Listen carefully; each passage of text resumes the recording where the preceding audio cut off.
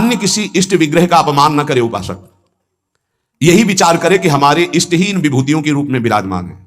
जैसे हम रसिक अनन्य उपासना में हैं, अब हम जा रहे हैं, परिक्रमा लगा रहे हैं, तो केशी घाट में हनुमान जी का अर्चा विग्रह विराजमान, अब आरती हो रही, तो अब ये नहीं है कि हम नहीं खड़े हो गए, हाथ जोड़े, 2-4 आरती, राधा वल्लभ लाल की जय हो मेरे प्रभु, और चल पड़े। कभी किसी श्री विग्रह का अपमान ना करें। कहीं आरती हो रही है, कहीं मान लो आपकी दृष्टि नहीं पड़ी, बात अलग, अगर दृष्टि पड़ गई कि अमुक ठाकुर जी यहां विराजमान है, तो ग्रीवा झुक जानी चाहिए, राधा वल्लभ लाल की जय प्रभु, आगे निकल जाए, क्योंकि हमारे ही प्रभु विभिन्न रूपों में विराजमान है। उपासक को थोड़ा ज्ञान भी होना चाहिए इस बात का कि हम और हमारे प्रभु से हमारा क्या संबंध है। एक बार सभा में हनुमान जी से पूछा गया कि तुम प्रभु से क्या संबंध रखते हो, तुम ज्ञानी हो या भक्त हो, क्या कहोगे अपने आप को? 2 प्रश्न। प्रभु से क्या संबंध रखते हो, तुम ज्ञानी हो या भक्त हो? हनुमान जी ने विचार किया कि मैं प्रभु का सेवक हूं, तो सेवक अज्ञानी कैसे हो सकता है? ज्ञान समुद्र प्रभु का। यदि मैं अपने को अज्ञानी कहता हूं तो मेरे प्रभु पर दोष आता है कि ज्ञान समुद्र प्रभु का सेवक अज्ञानी कैसे हो सकता है। हनुमान जी बोले, शरीर दृष्टि से मैं भगवान का भक्त हूं, सेवक हूं, और ये हमारे स्वामी हैं।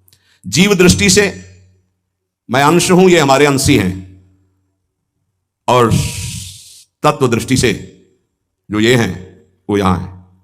इतना ज्ञान गुरुदेव भगवान आरती ऐसे कर रहे थे, पूछा प्रभु इधर आरती, वो तो समझे में आ रहा था पर श्रीमुख से सुनना, तो उनका जो सिंहासन में विराजमान है वो यहां भी विराजमान, ऐसे जानना कठिन है भाव का विषय। भक्त को साधनावस्था में भले परिचय नहीं मिले, लेकिन सिद्धावस्था में परिचय मिल जाता है कि जो मंदिर में विराजमान वही यहां विराजमान है, अब कोई भेद नहीं रह गया। उपासक को चलते फिरते, उठते बैठते, खाते पीते, हर समय जब अपने इष्ट की स्मृति में रहेगा तब इष्टाकार वृत्ति होती है, और इष्टाकार वृत्ति जीव ही हुई तो भूत भविष्य वर्तमान तीनों काल का ज्ञान हो जाता है उसे। क्या हुआ है, क्या हो रहा है, क्या होगा, इष्टाकार वृत्ति होती है। किसका? जगत का नहीं, जगत का चिंतन तो कब छूट गया, अपने इष्ट का। पूर्व में क्या लीलाएं हुई, वर्तमान में क्या हो रही, आगे क्या होने वाली है, यह ज्ञान प्राप्त हो जाता है। जहां कृष्णाकार भगवदाकार इष्टाकार वृत्ति हुई, फिर उसके लिए कुछ दुर्लभ नहीं रहता। सब ज्ञान, सब रहस्य, सब प्रेम, साक्षात्कार, सब कुछ, लीला दर्शन, सब। खास बात है इष्टाकार वृत्ति। वो कैसे होती? बोले उठते बैठते, चलते फिरते, खाते पीते, हर समय इष्ट की स्मृति, इष्ट का ध्यान।